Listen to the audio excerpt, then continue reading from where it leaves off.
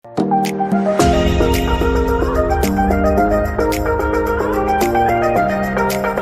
bertemu kembali pelajar Indonesia dimanapun Anda berada di Agara Mathematics Club Channel.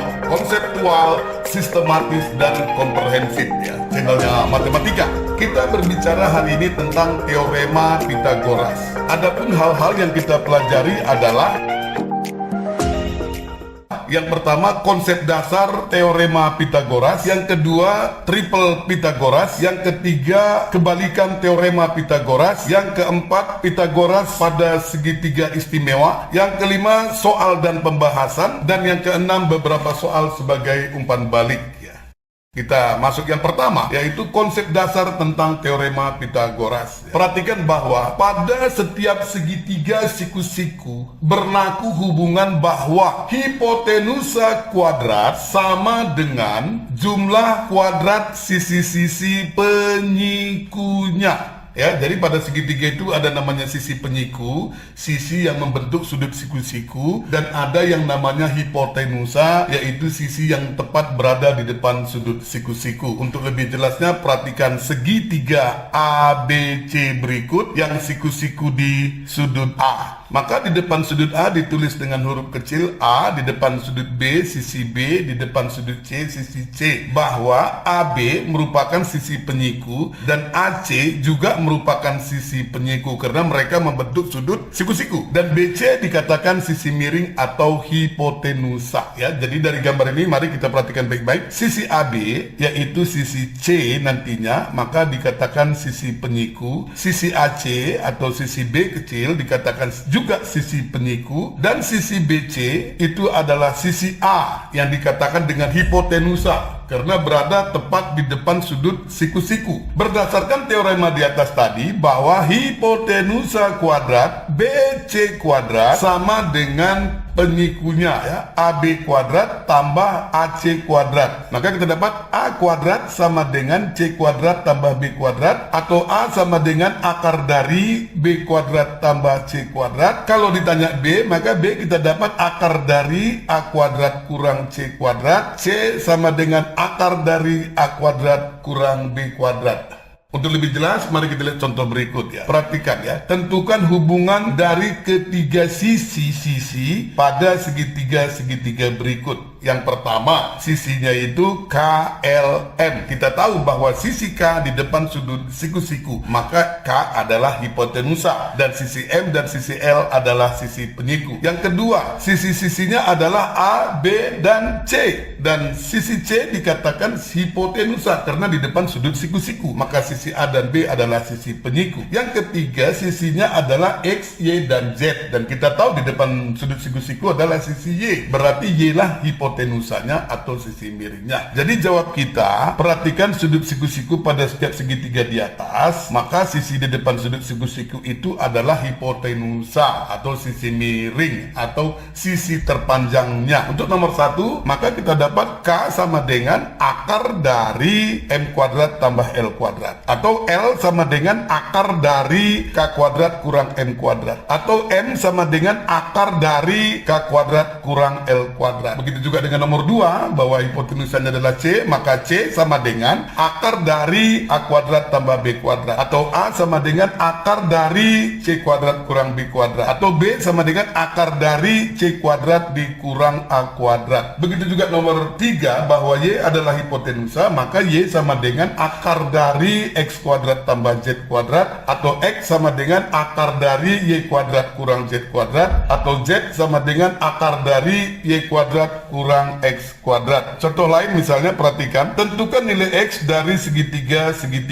berikut. Nah, ada dua sisi diketahui, kita disuruh menentukan sisi yang ketiga. Untuk yang pertama, hipotenusanya atau sisi miringnya adalah sisi 13, karena itu berada di depan sudut siku-siku, maka X sama dengan akar dari 13 kuadrat kurang 5 kuadrat, akar dari 169 kurang 25, akar dari 144 sama dengan 12. Yang kedua, kedua, hipotenusanya adalah 12, maka X-nya sama dengan akar dari 12 kuadrat kurang 10 kuadrat, akar dari 144 dikurang 100, maka kita dapat X-nya akar dari 44. Yang ketiga, hipotenusanya atau sisi miringnya adalah X, maka X sama dengan akar dari 3 kuadrat tambah 4 kuadrat, 9 tambah 16, akar dari 25 adalah 5. Yang keempat, hipotenusanya adalah 9, maka X sama dengan akar dari 9 kuadrat kurang 7 kuadrat, 81 dikurang 49, maka kita dapat akar dari 17.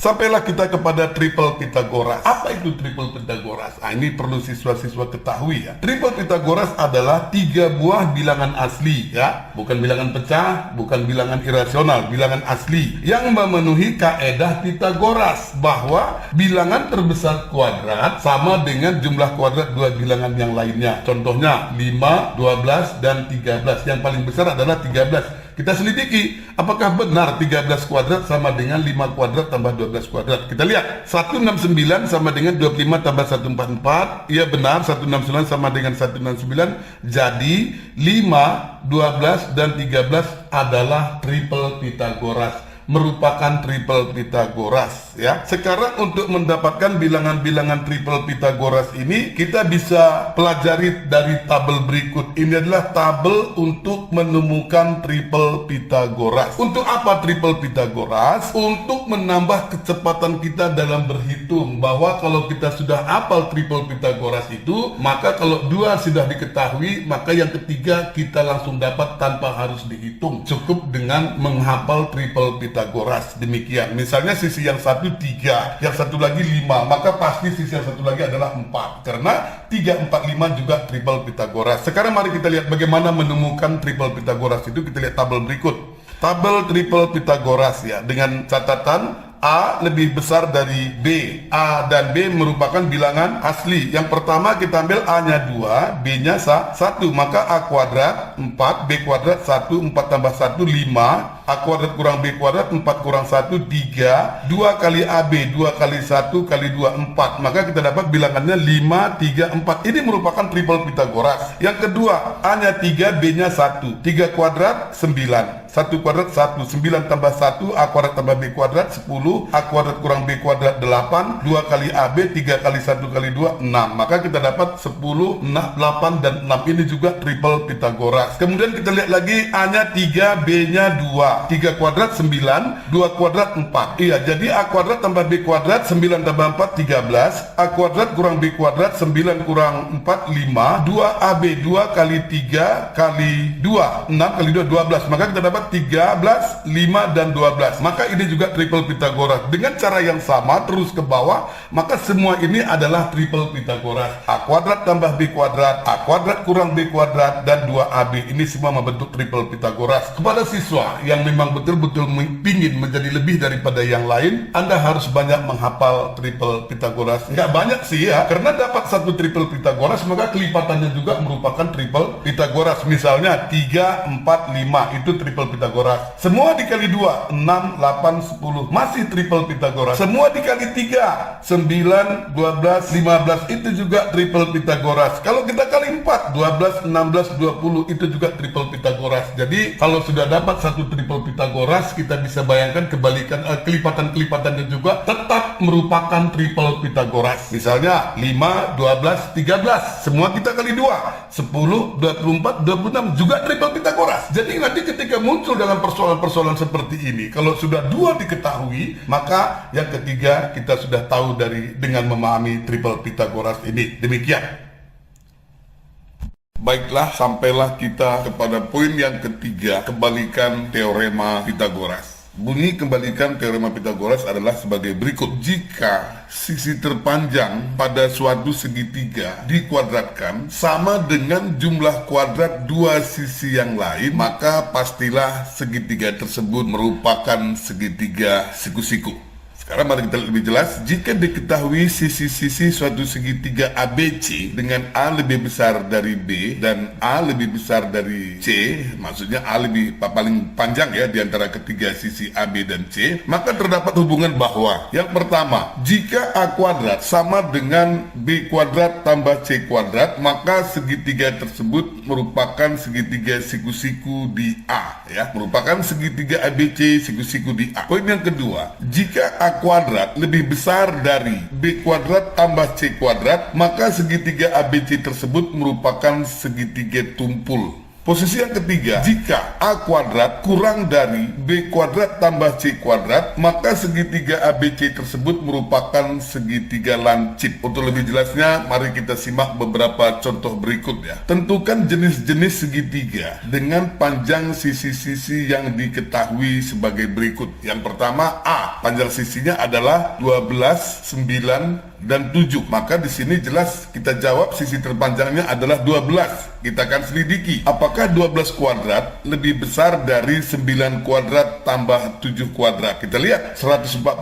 apakah lebih besar dari 81 tambah 49. Kita lihat hasilnya 144 lebih besar dari 130. Jadi 12 kuadrat lebih besar dari 9 kuadrat tambah 7 kuadrat, maka ini merupakan segitiga tumpul. Yang B dengan panjang sisi 6, 8, dan 10. Yang terpanjang adalah 10. Kita selidiki apakah 10 kuadrat sama dengan 8 kuadrat tambah 6 kuadrat. Kita lihat 100 sama dengan 64 tambah 36. Ya, maka kita lihat 100 sama dengan 100. Jadi benar bahwa 10 kuadrat sama dengan 8 kuadrat tambah 6 kuadrat memenuhi kriteria yang pertama, A kuadrat sama dengan B kuadrat tambah C kuadrat. Maka segitiga yang memiliki panjang sisi 6, 8, dan 10 pastilah merupakan segitiga siku-siku. Yang C, 9, 11, dan 15. Ya, tentu 15 yang terpanjang, maka kita selidiki 15 kuadrat apakah lebih besar dari 11 kuadrat tambah 9 kuadrat. Kita lihat 225 lebih besar dari 121 tambah 81 kah? Mari kita lihat 225. Iya, betul, 225 lebih besar dari 202. Maka segitiga tersebut dengan panjang sisi 9, 11, dan 15 pasti merupakan segitiga tumpul. Yang kedua kita lihat 5, 6, dan akar 11. Tentu yang paling panjang adalah 6 ya, karena akar 11 itu sekitar 3 lebih. Kita selidiki 6 kuadrat sama dengan 5 kuadrat tambah akar 11 kuadrat sama dengan 36 sama dengan 25 tambah 11. Ya betul, kita dapat 36 sama dengan 36, berarti A kuadrat sama dengan B kuadrat tambah C kuadrat. Maka segitiga dengan panjang sisi 5, 6, dan akar 11 merupakan segitiga siku-siku. Yang E, akar 13, 4, dan 5. Maka yang terpanjang adalah sisi yang 5. Kita periksa 5 kuadrat kurang dari akar 13 kuadrat tambah 4 kuadrat. Kita lihat lagi 25 kurang dari 13 tambah 16. Betul, 25 kurang dari 29 berarti memenuhi kriteria bahwa A kuadrat kurang dari B kuadrat tambah C kuadrat. Maka segitiga dengan panjang sisi akar 13, 4, dan 5 pastilah merupakan segitiga lancip. Demikian ya seputar teori tentang kebalikan teorema Pythagoras. Oke, kita sampai kepada poin yang keempat, yaitu Pythagoras pada segitiga istimewa. Kenapa dikatakan segitiga istimewa? Karena secara khusus segitiga ini memiliki perbandingan sisi-sisi di depan sudut-sudut yang sudah ditetapkan itu nilainya tetap. Nah, mari kita lihat yang pertama, segitiga istimewa pertama, segitiga siku-siku dengan sudut 30, 60, dan 90. Perhatikan gambar berikut, segitiga A, B, dan C, siku-siku di B dengan sudut A 30 derajat, maka pastilah sudut C-nya 60 derajat. Sekarang titik C kita akan proyeksikan terhadap garis AB, maka kita dapat C aksen ya. Berarti panjang C ke B sama dengan panjang B ke C aksen. Sekarang kita lihat segitiga A, C, C aksen. Sudut A 30 tambah 30, 60 derajat. Sudut C 60 derajat. Sudut C aksen 60 derajat. Jadi segitiga A, C, C aksen merupakan segitiga sama sisi. Jika kita misalkan panjang AC adalah 2A, maka panjang AC aksen juga 2A, panjang C aksen juga 2A, tapi terbelah 2, CB A dan BC aksen juga A. Sekarang kita lihat dari segitiga ABC bahwa panjang BC sama dengan A, panjang AC sama dengan 2A. Maka dari sini kita bisa lihat panjang AB ya adalah akar dari AC kuadrat kurang BC kuadrat, 2A kuadrat kurang A kuadrat, 4A kuadrat kurang A kuadrat, maka kita buat panjang AB akar dari 3A kuadrat atau A akar 3. Ini akan berlaku seperti ini terus. Jika panjang AC misalnya kita buat 10, maka panjang BC 5. Akibatnya panjang AB 5 akar 3. Jika kita ubah lagi, panjang AC sama dengan 8, maka panjang BC pastilah 4 setengah dari 8 dan panjang AB dapatnya 4 akar 3. Demikian seterusnya, maka dapat disimpulkan bahwa perbandingan panjang sisi-sisi segitiga siku-siku dengan sudut 30, 60, 90 adalah A banding A akar 3 banding 2A. Maka kita dapat 1 banding akar 3 banding 2 ya. Sekali Bapak bacakan perbandingan panjang sisi-sisi segitiga di depan sudut 30 banding depan sudut 60 banding depan sudut 90 adalah A banding A akar 3 banding 2A. Maka sama dengan 1 banding akar 3 banding 2. Demikian. Sampai kita kepada segitiga istimewa yang kedua, yaitu segitiga dengan sudut 45, 45, dan 90. Perhatikan segitiga ABC. Karena sudut B45, sudut C45, maka pastilah segitiga ABC merupakan segitiga siku-siku sama kaki. Siku-siku di sudut A. Kita misalkan panjang AB A, panjang AC A, maka dari segitiga ABC ini siku-siku di A, maka kita dapat panjang BC sama dengan AB kuadrat tambah AC kuadrat atau A kuadrat tambah A kuadrat dapatnya 2A kuadrat, sehingga panjang BC sama dengan akar dari 2A kuadrat atau panjang BC A akar 2. Ini juga berlaku seterusnya. Misalnya kita buat panjang AB 5, maka panjang AC 5, maka panjang BC 5 akar 2. Kalau kita ganti panjang AB 3, maka panjang AC juga 3, maka panjang BC 3 akar 2. Kalau kita ganti lagi panjang AB misalnya 7, maka panjang AC juga 7, maka panjang BC 7 akar 2. Demikian seterusnya, sehingga dapat disimpulkan perbandingan sisi-sisi segitiga di depan sudut 45, 45 dan 90 adalah A banding A akar 2 atau sama dengan 1 banding 1 banding akar 2. Demikian.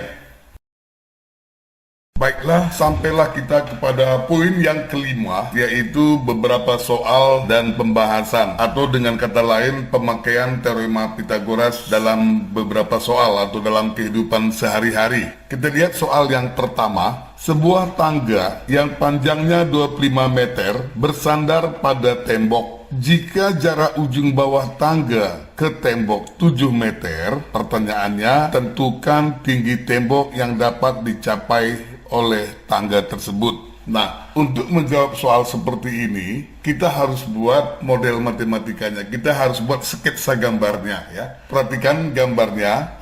Tangga adalah garis yang berwarna hijau ya, sedangkan temboknya itu yang tinggi yang berwarna hitam. Jadi kita lihat tangga bersandar pada tembok dengan panjang 25 meter dan jarak ujung bawah tangga ke tembok adalah 7 meter. Dan T adalah tinggi tembok yang dapat dicapai oleh tangga. Maka kita jawab dari segitiga ini jelas 25 merupakan hipotenusa dan sisi penyikunya adalah 7 meter dan T. Sehingga T kita dapat T sama dengan akar dari 25 kuadrat dikurang 7 kuadrat, akar dari 625 kurang 49, akar dari 576, maka dapat T sama dengan 24 meter. Jadi kita katakan tinggi tembok yang dapat dicapai oleh tangga tersebut adalah 24 meter. Soal yang kedua, tentukan panjang diagonal sebuah persegi panjang ABCD tentunya dengan panjang 15 cm dan lebar 8 cm.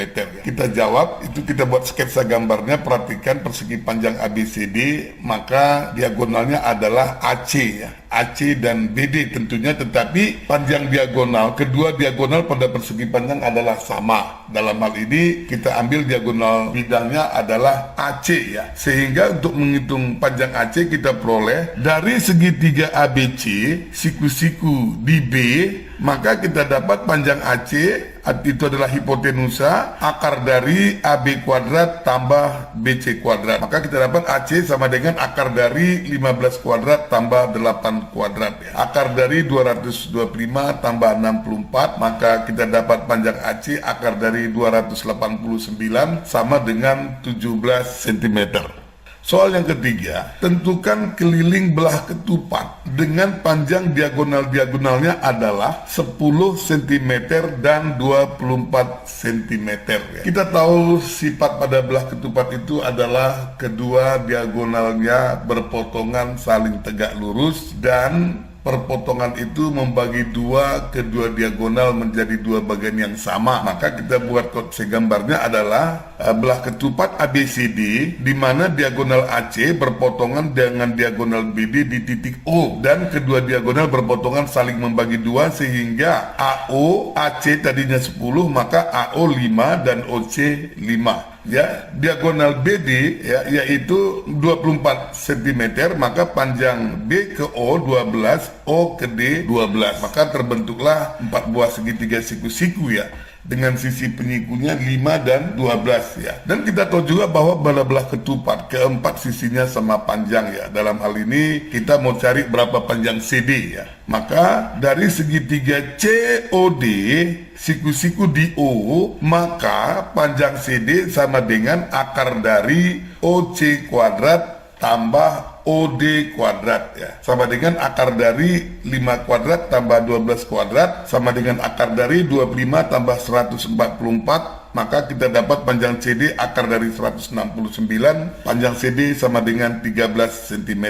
Jadi keliling belah ketupat tersebut adalah 4 kali CD atau 4 kali S, kita katakan 4 kali 13, maka kita dapat 52 cm ya. Soal yang keempat, kita perhatikan, tentukan tinggi suatu kerucut dengan jari-jari alas 7 cm dan panjang garis pelukisnya 25 cm ya. Kita tahu pada kerucut itu jari-jari, tinggi dan garis pelukis itu membentuk segitiga siku-siku ya. Perhatikan gambar berikut, di situ ada kerucut ya dengan diameter alas AB dan tingginya T ya. Kita perhatikan gambar, jari-jarinya 7 cm berarti OB 7 cm, panjang garis pelukisnya adalah BT dan panjang BT diketahui 25 cm, maka tingginya adalah OT ya atau T kecil ya. Maka kita cari tingginya dari segitiga BOT siku-siku di O, maka panjang OT sama dengan panjang BT kuadrat kurang OB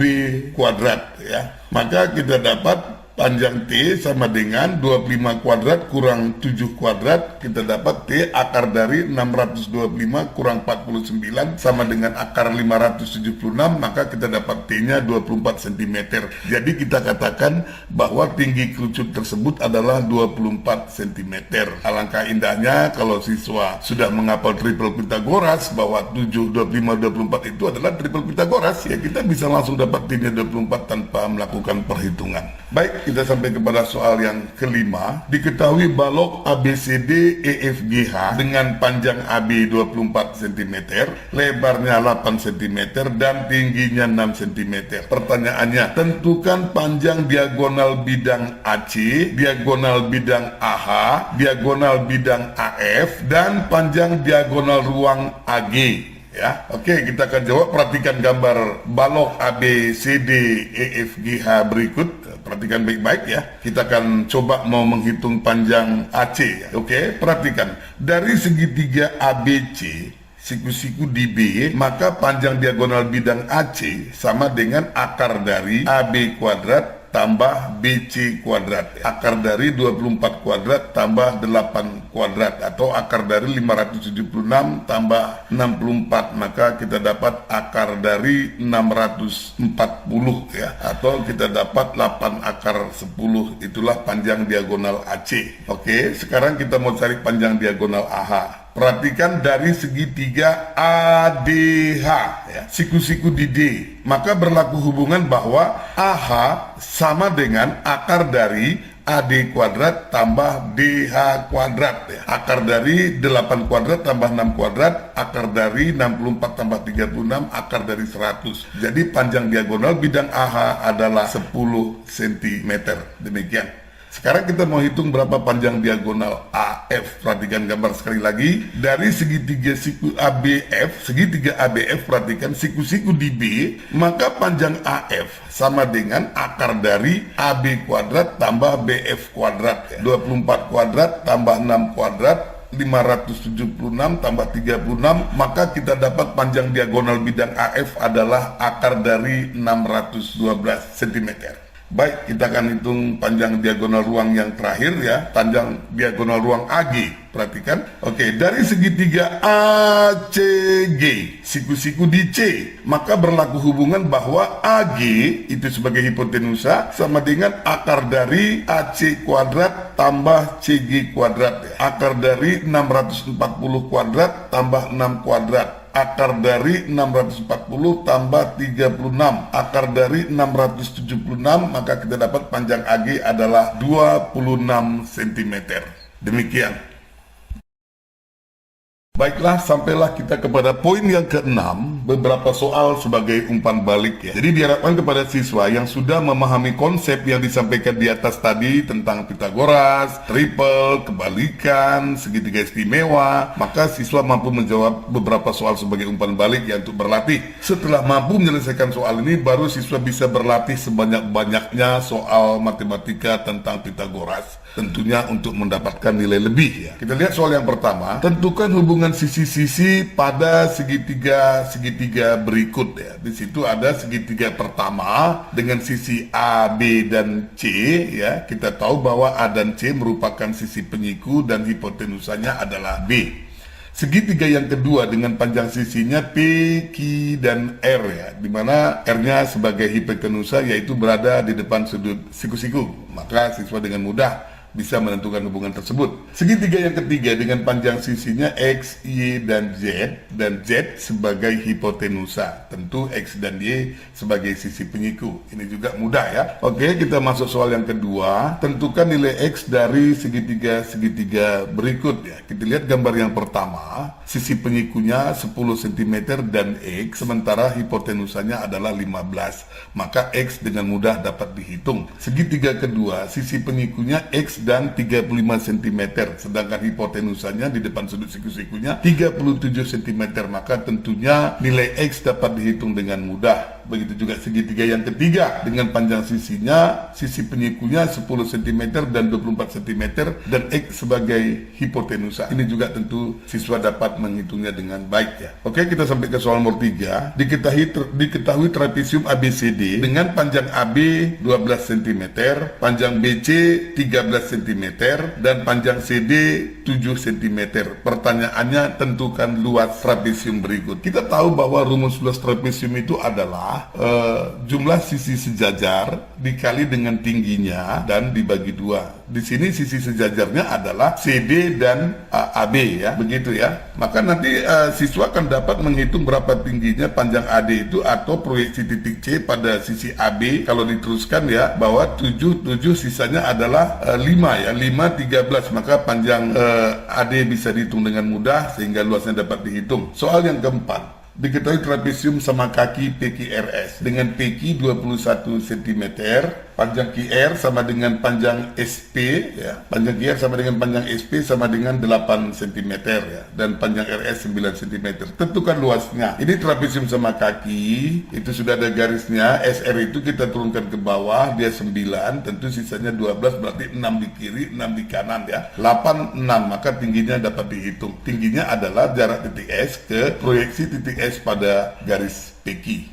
Demikian, sehingga dapat dihitung tingginya dan dapat dihitung luasnya sekaligus. Yang kelima, jika X tambah 2, satu bilangan, dan X kurang 7 merupakan triple Pitagoras, tentukan nilai X ya. Kalau soal seperti ini, tentu yang paling panjang hipotenusanya adalah X tambah 2 ya. Nanti bisa dilakukan ya hubungannya dan dapat dihitung. Yang keenam, diketahui segitiga KLM siku-siku di L ya, jika sudut K 30 dan panjang sisi ML 7 cm, tentukan panjang KM dan KL. Ini tentunya menggunakan Pitagoras pada segitiga istimewa dengan sudut 30, 60, dan 90. Siswa cukup membuat sketsa gambar, kemudian memasukin angka-angkanya dengan perbandingan 1, akar 3, dan 2. Pasti didapat ya. Yang ketujuh, tentukan jenis segitiga dengan panjang sisi. Kalau AB 9, BC 12, dan AC 15, selidiki apakah ini segitiga tumpul atau siku-siku atau lancip.